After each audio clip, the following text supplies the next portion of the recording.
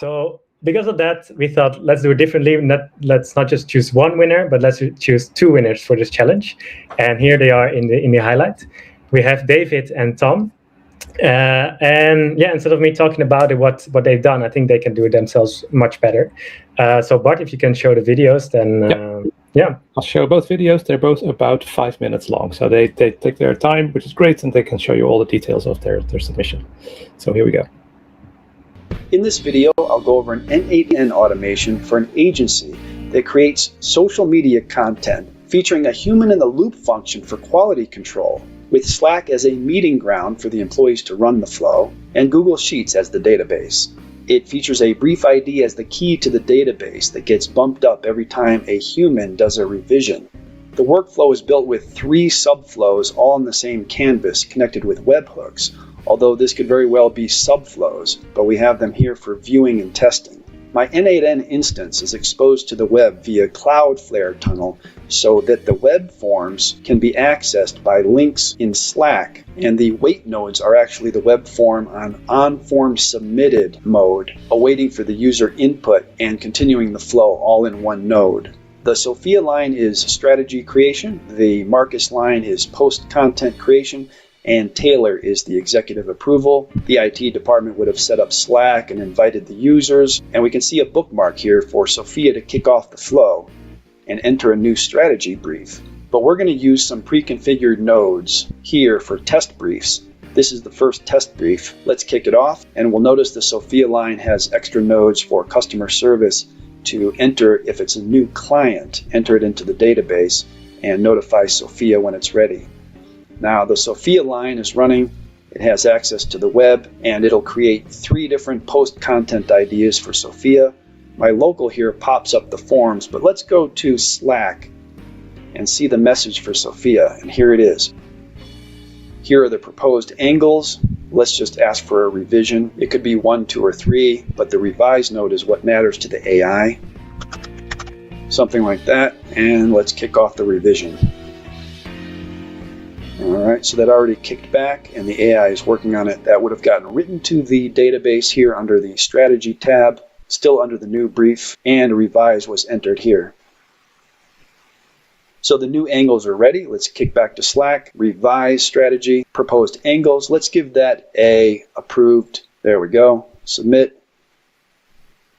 And that'll go right over to Marcus. Now we'll have to go to executions because it is a separate execution. Incidentally, these flows have Gemini Flash 2.5, and Marcus is using a single image for media creation, of which you could expand this to video creation, carousel, an entire subflow for the actual media. So the Marcus line is now awaiting approval from Marcus, and we can see the message from Marcus here. Open the content review form. And we'll see what the AI actually came up with as a post for Lupin client, LinkedIn, the topic. There is the post, endless video, cues, wrong. Okay, let's just give this an approval real quick. And we can see that written here into post content, and it was approved, so it turned green. And we're up in brief ID number 2. But it's still the Lupin LinkedIn of that day.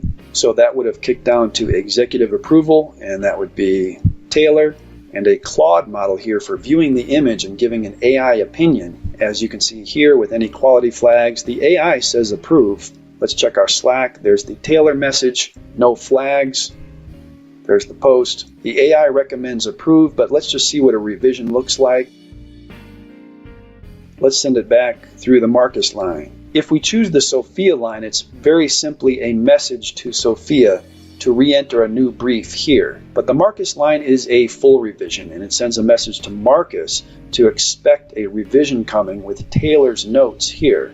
So Marcus has his revision from Taylor awaiting here. Could further revise it as well. But let's check the message from Marcus, the revision, and we'll open the form there. And there's the outdoor scene. Most managers think. I would have to look closer on that, but for the flow, we're going to say approved. Great. Let that run. And in the database, we would have seen that Marcus was actually revised and now is approved. And Marcus's notes are here, and Taylor's note was here. And now we are back into executive approval and message for Taylor. Let's just give that an approval. And that has succeeded.